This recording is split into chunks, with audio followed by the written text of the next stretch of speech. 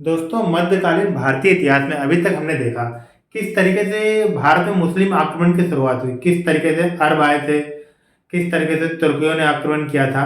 इसी सिलसिले में हमने फिर दिल्ली सल्तनत की शुरुआत करी थी, जिसमें हमने उसका पहला वंश गुलाम वंश के बारे में पढ़ा था, जिसका शासनकाल 1206 ईस्वी से लेकर के 1290 ईस्वी तक का था।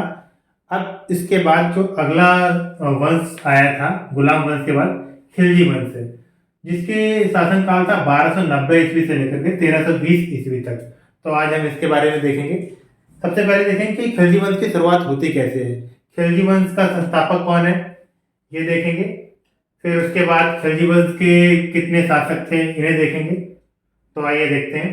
देखिए, दिल्ली सल्तनत में खिलजियों का शासनकाल सबसे कम समय के लिए था, मात्र 30 वर्ष का शासनकाल था। खिलजी तुर्क की 64 नस्लों में से एक थे, और ये कौन सी नस्ल थी? सबसे निम्न वर्ग की नस्ल थी। ठीक है। खिलजी वंश की स्थापना हुई थी 13 जून 1290 ईस्वी को। कब हुई थी? 13 जून 1290 ईस्वी को। और इसकी स्थापना किसने की थी? इसकी स्थापना जलालुद्दीन फिरोज शाह खिलजी ने की थी, गुलाम वंश के आखिरी शासक क्यूमर्स की हत्या करके। ठीक। अब देखिए, जलालुद्दीन खिलजी का शासनकाल कितना था? जलालुद्दीन खिलजी का जो शासनकाल था 1290 ईस्वी से लेकर के 1296 ईस्वी तक का था। 1296 ईस्वी के बाद अगला शासक आता अलाउद्दीन खिलजी, जिसका शासनकाल है 1296 से लेकर के 1316 ईस्वी तक। और इसके बाद सियाहुद्दीन खिलजी आता है, वो कुछ ही समय के लिए शासनकाल में रहता है। उसके तुरंत बाद कुतुबुद्दीन मुबारक खिलजी आते हैं, जो 1316 से लेकर 1320 ईस्वी तक का शासनकाल है। और सबसे कम समय का शासनकाल था नसीरुद्दीन खुसराव शाह का, मात्र 12 दिन का शासनकाल है, 15 अप्रैल से लेकर के 27 अप्रैल 1320 ईस्वी तक। इसके बाद खिलजी वंश का अंत हो जाता है। तो देखिए, अब हम एक एक करके सबके बारे में पढ़ते हैं। जलालुद्दीन खिलजी का शासनकाल, जैसे मैंने पहले बताया, 1290 ईस्वी से लेकर के 1296 ईस्वी तक का है। खिलजी वंश का संस्थापक कौन था? जलालुद्दीन खिलजी। ठीक है। जलालुद्दीन खिलजी ने गुलाम वंश के अंतिम शासक क्यूमर्स की हत्या कर 1290 ईस्वी में किलोखरी में स्वयं को सुल्तान घोषित किया। कहां पर? किलोखरी। किलोखरी किसका था? ये किलोखरी, देखिए, ये कैकुबर द्वारा बनाया गया किलोखरी का महल। ठीक है। महल किसने बनाया था? किलोखरी का कैकुबर ने। और जो जलालुद्दीन खिलजी था, इसने किलोखरी को ही अपनी राजधानी बनाया। ठीक। देखो, जब जलालुद्दीन फिरोज शाह खिलजी ने क्यूमर्स की हत्या की थी, उस समय वो 70 वर्ष का था। तो दिल्ली सल्तनत का सबसे वृद्ध शासक जो है, वो है जलालुद्दीन फिरोज शाह खिलजी, जिसने 70 वर्ष की उम्र में अपना राज्याभिषेक कराया था। कब कराया था? 13 जून 1290 को। ठीक है। दिल्ली की राजगद्दी ग्रहण करी थी। अब देखो, इसने अपने शासनकाल में क्या क्या किया था।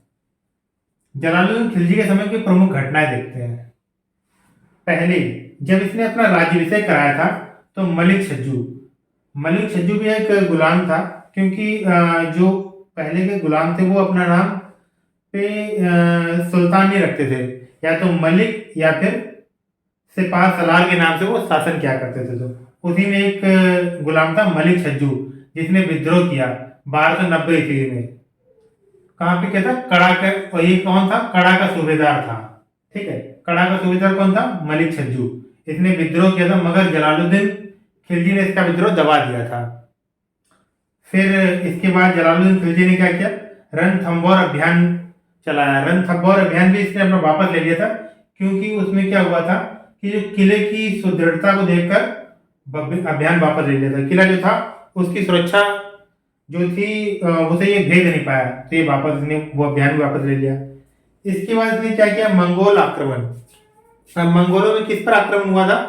मंगोलों में जो आक्रमण हुआ था, अब्दुल्ला खां के नेतृत्व में मंगोलों का आक्रमण हुआ, जिसे मंगोल पराजित हुए। ठीक है। इसके बाद इसने क्या किया, आइए वो भी देखते हैं। इसके बाद क्या होता है, जो जलालुद्दीन खिलजी था, जलालुद्दीन खिलजी सिद्दी मौला को मृत्यु दंड दे देता है। सिद्दी मौला कौन थे? सिद्दी मौला एक सूफी संत थे। इन्हें मृत्यु दंड देता है। वो इस कारण मृत्यु दंड देता है कि उसे लगता है कि सिद्दी मौला जो है, उसकी मृत्यु का षड्यंत्र रच रहे हैं। तो मृत्यु के षड्यंत्र रचने के अभाव के कारण या फिर एक डर के कारण या संभावना के कारण वो सिद्धिमाला को मृत्यु दंड दे देता है। ठीक है। फिर इसके बाद क्या होता है कि अब जलालुद्दीन खिलजी के अपने भतीजे को, भतीजा कौन था? अलाउद्दीन खिलजी। अलाउद्दीन खिलजी से कहता है देवगिरी अभियान के लिए। देवगिरी अभियान में क्या होता है? 1296 ईस्वी में अलाउद्दीन खिलजी के नेतृत्व, अलाउद्दीन खिलजी ने बताया कौन था? जलालुद्दीन खिलजी का भतीजा और दामाद। अभी बात करेंगे इसके बारे में। देखो, अलाउद्दीन खिलजी को नेतृत्व में देवगिरी अभियान हुआ। देवगिरी के शासक कौन थे? रामचंद्र देव। अब अलाउद्दीन जो खिलजी था वो रामचंद्र को पराजित करता है और बहुत सारा धन अर्जित करता है। बहुत सारा धन मतलब लूटता है एक तरीके से। मगर क्या होता है कि जो यहाँ से जो धन लूटता है वो सारा धन ले आकर के वो जलालुद्दीन खिलजी को नहीं देता है। जब इसकी बात जलालुद्दीन खिलजी को पता चलती है तो जलालुद्दीन खिलजी अलाउद्दीन खिलजी को अपनी सभा में बुलाता है। सभा कहाँ हुई थी? 1296 में कड़ा में हुई थी। और जब उसे पता चलता है कि वो धन की बात करता है तो जलालुद्दीन खिलजी की अलाउद्दीन खिलजी हत्या कर देता है। यहीं से जलालुद्दीन खिलजी का शासन का अंत होता है और अलाउद्दीन खिलजी के शासन की शुरुआत होती है, जो कि 1296 ईस्वी से लेकर 1316 ईस्वी तक का शासनकाल है। इसमें काफ़ी चीज़ें इंपॉर्टेंट है जो एग्जाम के लिहाजे से भी आती हैं। आइए देखते हैं। जलालुद्दीन खिलजी कौन था? जलालुद्दीन खिलजी की हत्या उसके भतीजे, अभी मैंने जैसे बताया, भतीजे और दामाद अलाउद्दीन खिलजी ने कर दी। और 22 अक्टूबर 1296 में दिल्ली का सुल्तान बना। कब बना था? 22 अक्टूबर 1296 में। ठीक है। इसके बाद क्या होता है कि जो अलाउद्दीन खिलजी होता है वो क्या करता है? सिक्कों में सिकंदर सानी को द्वितीय सिकंदर की उपाधि धारण करता है सिक्कों पर। ठीक। अच्छा, एक चीज और बात कर लेते हैं हम। अलाउद्दीन खिलजी का जो बचपन का नाम था वो अली था या गुरसाइस्त। ठीक है। तो ये नाम भी कभी कभी पूछ लिया था। और एक और इम्पोर्टेंट चीज अलाउद्दीन खिलजी ने करने की सोची थी, उसने एक नया धर्म चलाने के बारे में सोचा था। क्या सोचा था? नया धर्म चलाने के बारे में। लेकिन उलेमा कौन होते हैं? मुस्लिम विद्वान। उनके कहने पर, समझाने पर फिर उसने अपना निर्णय बदल लिया था। ठीक है। और क्या किया था अलाउद्दीन खिलजी ने? अलाउद्दीन खिलजी ने सेना को नकद वेतन देने के प्रथा चालू करी थी। इससे पहले क्या होता था? सेना को काम करने के बदले जमीन दी जाती थी। लेकिन यहाँ पर अलाउद्दीन खिलजी ने क्या किया? नकद वेतन देने की प्रथा को चालू किया और स्थायी सेना की नींव रखी। तो एग्जाम में ये अक्सर पूछा जाता है ये क्वेश्चन कि सबसे पहले स्थायी सेना किसने रखी, नकद वेतन देने की प्रथा किसने चालू करी? तो अलाउद्दीन खिलजी ने। ठीक है। और घोड़ा दागने से मतलब उड़ाना नहीं है, दागने से मतलब घोड़े पे निशान बनाने से मतलब है। ठीक है। तो घोड़े पर निशान बनाना, सैनिकों के हुलिये लिखने की प्रथा की शुरुआत अलाउद्दीन खिलजी ने करी थी। ठीक है। तो ये भी अलाउद्दीन खिलजी ने किया था। इसके आगे देखिए अलाउद्दीन खिलजी ने क्या किया। अलाउद्दीन ने भू राजस्व को बढ़ा करके 50% कर दिया। पहले ये 1/1 के यानी 33% था, जिसे बढ़ा करके 50% कर दिया। इसके बाद क्या किया? इसने लूटे हुए धन, जिसमें खम्स कहा जाता था, उसमें सुल्तान का हिस्सा 25% से बढ़ा करके 75% कर दिया। अलाउद्दीन खिलजी ने ये दो बदलाव किए। इसके अलावा हम मंगोल आक्रमण के बारे में बात करते हैं। इसके शासनकाल में कई सारे मंगोल आक्रमण हुए थे, जिसमें से एक पहला मुख्य मंगोल आक्रमण है 1297 ईस्वी का, जो कि मंगोल आक्रमणकारी कादर खां द्वारा किया गया था। और अलाउद्दीन खिलजी की तरफ से जिसने सेना का नेतृत्व किया था वो उल्गू खां था। उल्गू खां कौन था? अलाउद्दीन खिलजी का सेनापति था। अलाउद्दीन खिलजी के 4 सेनापति हुए थे। पहला जफर खां, दूसरा नूर सतन खां, तीसरा उल्गू खां। और चौथा था मलिक काफूर। मलिक काफूर को 1000 दिनारों में खरीदा गया था, इसलिए इसे 1000 दिनारी भी कहा जाता है। ठीक है, ये काफी बहादुर सेनापति था मलिक काफूर, इसके बारे में भी बात करेंगे। देखिए, जब पहला आक्रमण मंगोल आक्रमण हुआ था 1297 ईस्वी में, कादर खां मंगोल शासक था और उलगू के नेतृत्व में ये आक्रमण हुआ था। उलगू ने कादर खां को पराजित किया था।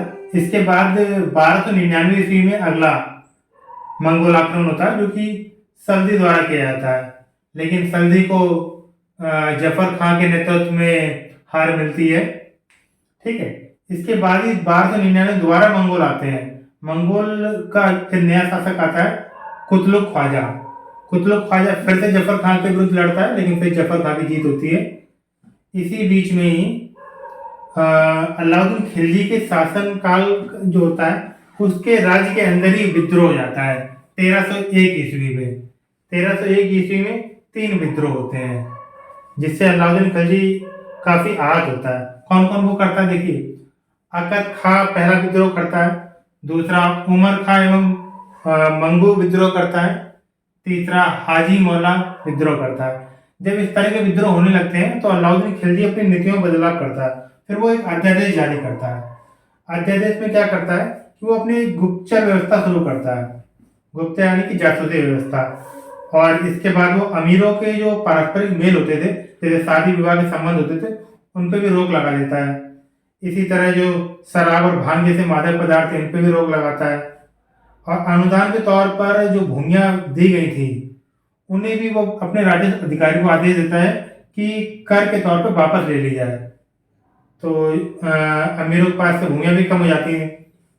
ठीक है, तो ये एक अध्यादेश जारी करता है, जिससे कि उसके विरुद्ध कोई दोबारा से किसी भी तरह का षड्यंत्र न रच सके। फिर इसी के बाद 1303 ईस्वी में एक और मंगोल आक्रमण हो जाता है, जो कि तरगी बेग द्वारा किया जाता है। अब तरगी बेग जब आक्रमण करता है तो अलाउद्दीन की जो सेना होती है, ये सारे सेनापति मिलकर ही युद्ध करते हैं और जीत होती है। इसके बाद 1305 ईस्वी में 3 मंगोल शासक इकट्ठे आते हैं, अली बेग, तरतक और तरगी बेग। लेकिन इन्हें अकेला मलिक काफूर जो सेनापति होता है, वो काफी बहादुर सेनापति होता है, वो जब इन सबको पराजित करता है। इसके बाद आखिरी एक और 1306 ईस्वी में मंगोल आक्रमण होता है, कुबुक मंगोल आक्रमणकारी होता है, उसे भी मलिक काफूर पराजित करता है।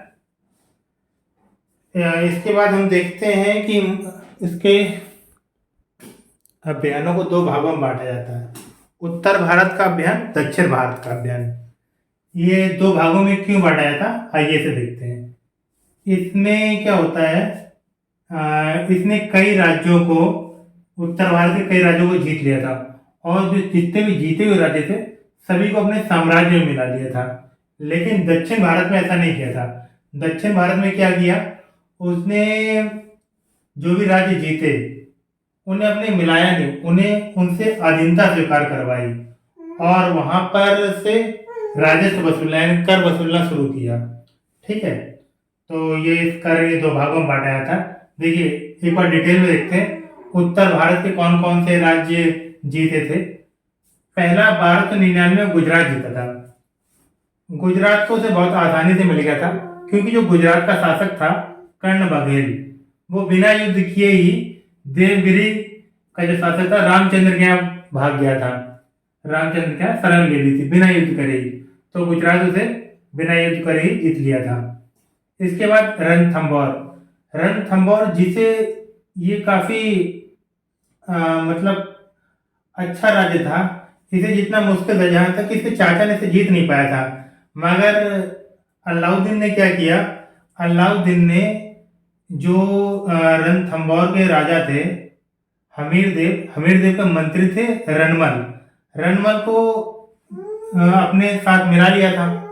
तो रनमल ने हमीर देव का विश्वासघात किया और 1301 ईस्वी में अलाउद्दीन खिलजी ने रणथंभौर भी जीत लिया था।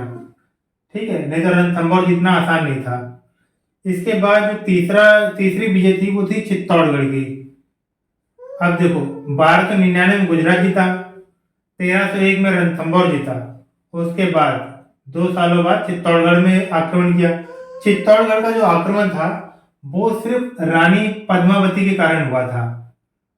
रानी पद्मावती की से खूबसूरती का जब पता चला तो उसने चित्तौड़गढ़ पे आक्रमण किया।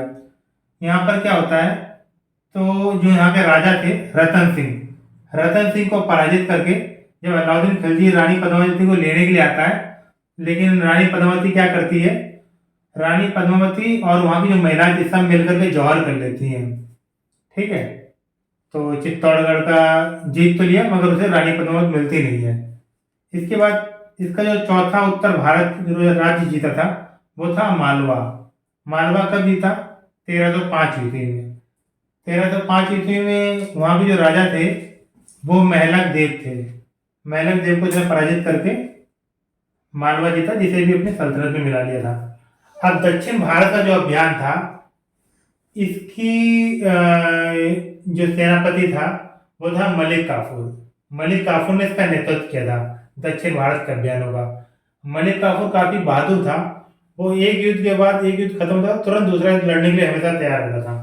देखिए देखते हैं इस राज्य को जीतकर, मतलब दक्षिण भारत के राज्यों को जीतकर अपने साम्राज्य में मिलाने के बजाय उनसे आधीनता स्वीकार करा ली।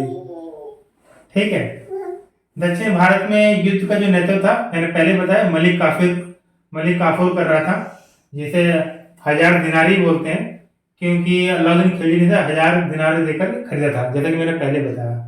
अब देखो मलिक काफूर का पहला दक्षिण भारत में जो युद्ध होता है वो होता है देवगिरी में। देवगिरी अभियान था 1307 ईस्वी में। यहाँ के राजा कौन थे? रामचंद्र देव। जब उन्हें पता चलता है कि मलिक काफूर उनसे लड़ने के लिए आ रहा है तो वो पहले ही हथियार डाल देते हैं।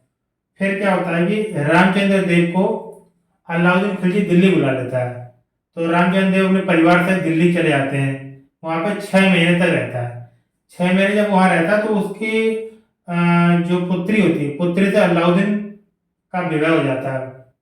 और विवाह होने के बाद अलाउद्दीन खिलजी रामचंद्र देव को वापस देवगिरी वापस भेजता है और साथ में 1 लाख स्वर्ण मुद्रा के साथ साथ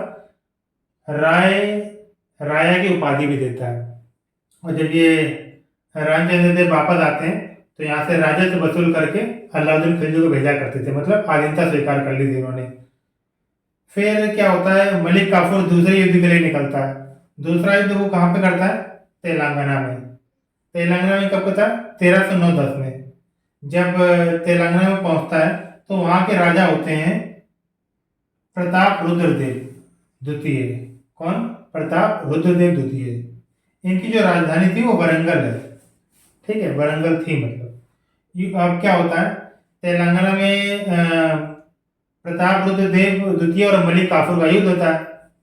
मलिक काफूर फिर जीत जाता है और जैसे ही प्रताप देव हारते तो वो सोचते हैं कि मृत्यु से अच्छा आधीनता स्वीकार कर ली जाए। तो प्रताप रुद्रदेव भी कई सारे उपहार लेकर के सुल्तान यानी कि अलाउद्दीन खिलजी के दरबार में पहुंच जाते हैं और अपनी आधीनता स्वीकार कर लेते हैं और ये भी अपना राजस्व देने के लिए राजी हो जाते हैं। जो भी मतलब इनके यहाँ पर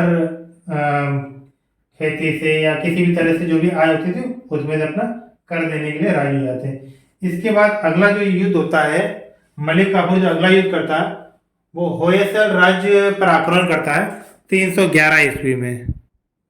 होयसल का जो शासक था वो वीर बल्लभ देव तृतीय था। कौन था? वीर बल्लभ देव तृतीय। अब जब इसे पता चलता है कि मलिक काफूर आ रहा है इससे युद्ध करने के लिए, तो वीर बल्लभ देव तृतीय जिसकी राजधानी थी द्वार समुद्र, जब वो देखता है कि उसकी राजधानी पर आक्रमण हो गया और जो आक्रमण किया है वो मलिक काफूर ने किया, तो ये अपने आप ही आधीनता स्वीकार कर लेता है।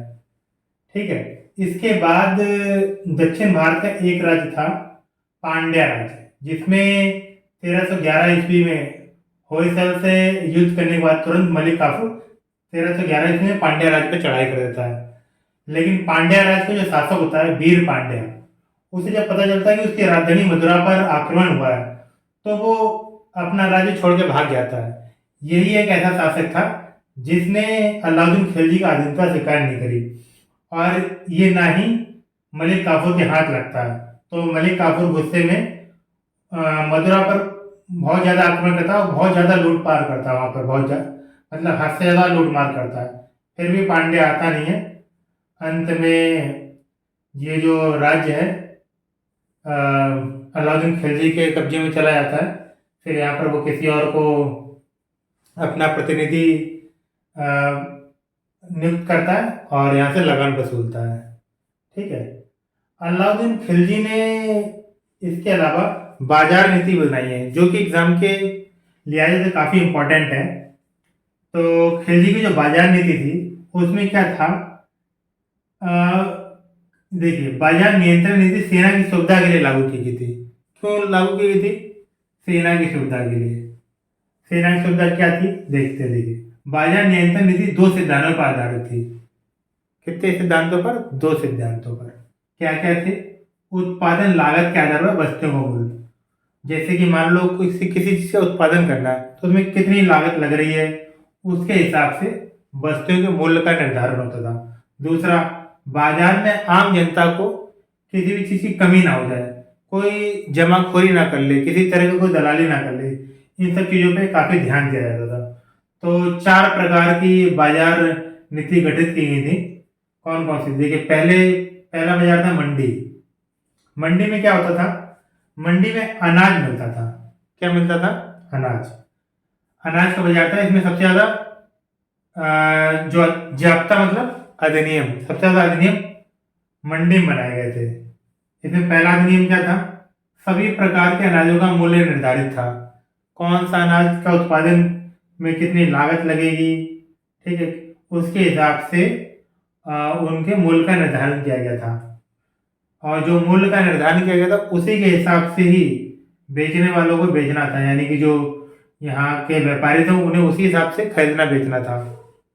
इसके बाद क्या था? अनाज बाजार के नियंत्रण के लिए सुल्तान ने सहन ए मंडी की नियुक्ति की।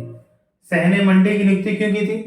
वो जमाखोरी के देखें कि कोई ऐसा व्यापारी नहीं जमाखोरी कर रहा हो, तो उस पर दंड की व्यवस्था की गई थी। ठीक है। दूसरा क्या था? सराया दल। सराया दल क्या था? न्याय का स्थान। अब न्याय के स्थान में क्या था? इससे संबंधित कितने 5 अधिनियम बनवाए थे। कितने? अलाउद्दीन खिलजी ने। यह एक तरह से सरकारी सहायता प्राप्त बाजार था। इसमें क्या था? इसमें विभिन्न प्रकार के कपड़े, मेवे, जड़ी बूटियां, घी, चीनी और रोजमर्रा खाने की चीजें मिलती थी, जिससे कि आम जरूरतें की कमी ना हो। ठीक है। इसके बाद एक बाजार था घोड़ों, दासों एवं मवेशियों का बाजार। अब यहाँ पे क्या होते थे? घोड़े बिकते थे, दास बिकते थे, मवेशी। ये किस हिसाब से? इनके मूल्य का निर्धारण किस हिसाब से था? इनके मूल्य का निर्धारण इनकी किस्म के आधार पर था कि किस किस किस्म का घोड़ा है, किस किस्म के दास हैं, या किस किस्म के मवेशी हैं। मतलब मवेशी भी जानवर ही होते हैं, तो उनके आधार पर ही इनके मूल्य का निर्धारण हुआ था। और इस बाजार में दलालों पर कठोर नियंत्रण था, क्योंकि दासों, घोड़ों, मवेशियों को बेचने में दलाली बहुत होती है, तो ये सुल्तान को पता था। तो यहाँ पर उसने दलालों का कठोर नियंत्रण रखा था। इसके बाद एक बाजार था सामान्य बाजार। सामान्य बाजार में क्या था? यहाँ पे सब्जियां, मिट्टी के बर्तन आदि रोजमर्रा की चीजें मिलती थी, जो आम जरूरतों की वस्तुएं बिकती थी। ठीक है। तो ये था। और इसके अलावा अलाउद्दीन खिलजी ने निर्माण कार्य भी कराया था। अलाउद्दीन खिलजी को दिल्ली कुछ ज्यादा ही पसंद थी, तो उसने अधिकतर निर्माण कार्य दिल्ली में ही कराए थे। तो उसमें तो कुछ प्रमुख निर्माण है। अलाई दरवाजा। अलाई दरवाजा ये भी दिल्ली में ही है। इस पर सिरी का किला, ये भी दिल्ली में है। हजार खंबा महल, ये भी दिल्ली में है। तो अधिकतर निर्माण इसके दिल्ली में ही थे। और इसके बाद क्या होता है कि अलाउद्दीन खिलजी की मृत्यु हो जाती है। मृत्यु हो जाती है तो मलिक काफूर क्या करता है? मलिक काफूर, उसके 6 वर्षीय पुत्र था शहाबुद्दीन खिलजी, उसे सुल्तान बना देता है। अब वो 6 वर्ष का होता है, तो उसे तो कुछ जानकारी होती नहीं, इस कारण क्या करता है, खुद उसके प्रति शासक बन जाता है। मगर जो उसका तीसरे नंबर का बेटा होता, मुबारक शाह खिलजी, मुबारक शाह खिलजी क्या करता है, करीब 30 दिन के अंदर मलिक काफूर को मार देता है। करीब 30-35 दिन के शासनकाल में मुबारक शाह खिलजी मलिक काफूर को मार देता है। अब मलिक काफूर की जब हत्या हो जाती है तो शिहाबुद्दीन को वो बंदी बना लेता है। वैसे भी 6 वर्षीय था तो बेचारा वो क्या कर पाएगा, शिहाबुद्दीन को बंदी बना लेता और उसकी भी हत्या कर देता। अच्छा, यहाँ पर मलिक काफूर ने मुबारक शाह खिलजी को राजा क्यों नहीं बनाया था, तो ये भी एक इसके बारे में बात करते हैं। क्योंकि जो मुबारक शाह खिलजी था ये मानसिक रूप से सही नहीं था, ये अजीबोगरीब हरकतें करता था। इसे भी आइए देखते हैं।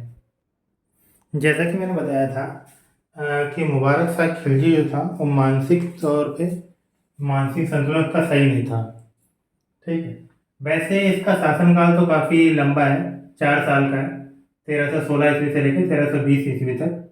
देखिए इसने क्या क्या किया था। इसने खलीफा के पद को मान्यता नहीं दी और स्वयं को खलीफा घोषित किया, पहला काम। बस इसके अलावा इसने कोई भी ऐसा काम नहीं किया जो हमारे जानने के लिए हो या एग्जाम में आता हो। इसका वैसे ही मानसिक संतुलन सही नहीं था, जो मैं पहले आपको बता चुका हूँ। और दरबार में क्या करते थे, कभी कभी महिलाओं के वस्त्र पहन कर आ जाता था और कभी कभी निर्वस्त्र आ जाता था। तो इस कारण इसके दरबारी भी काफ़ी परेशान रहते थे। तो जिसका प्रधानमंत्री था खुसरो, जिसका पूरा नाम है नसीरुद्दीन खुसवर शाह, तो उसने 1320 ईस्वी में इसकी हत्या करा दी और खुद शासक बन गया। लेकिन नसीरुद्दीन खुसवर शाह सिर्फ 12 दिन ही शासन में रहा, 15 अप्रैल से 27 अप्रैल तक। और नसीरुद्दीन खुसवर शाह की भी हत्या कर दी जाती है। इस तरीके से खिलजी वंश का अंत होता है और तुगलक वंश की शुरुआत होती है। हम अगले वीडियो में अब तुगलक वंश की बात करेंगे। आज के लिए इतना ही।